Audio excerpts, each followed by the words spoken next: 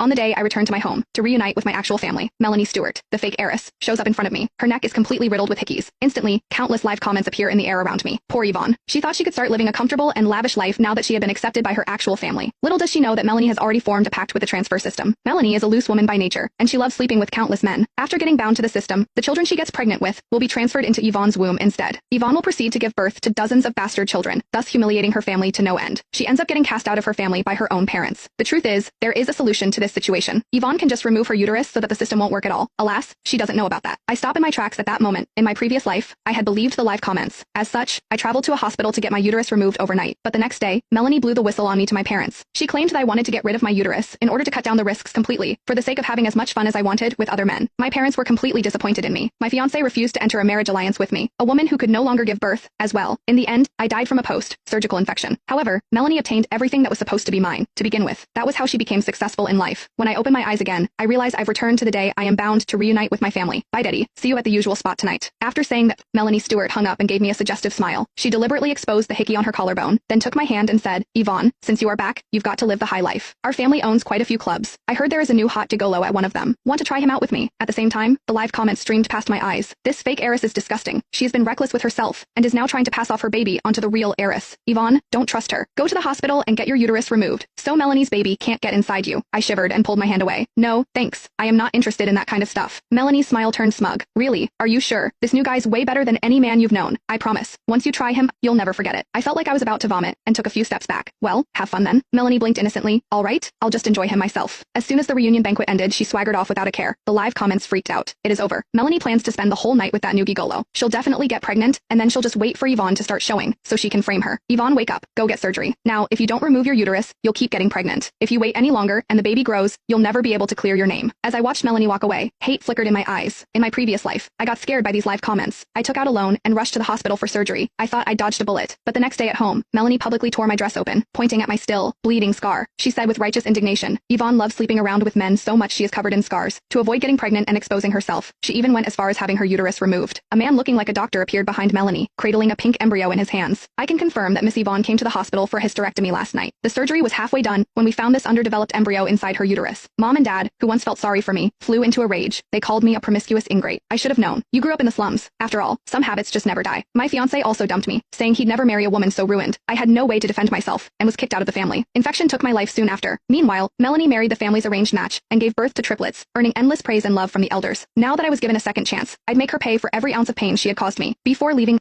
Melanie made up an excuse to send the house security away, just so I could sneak out and get surgery. Since she was so sure I'd do that, of course, I'd go along with it.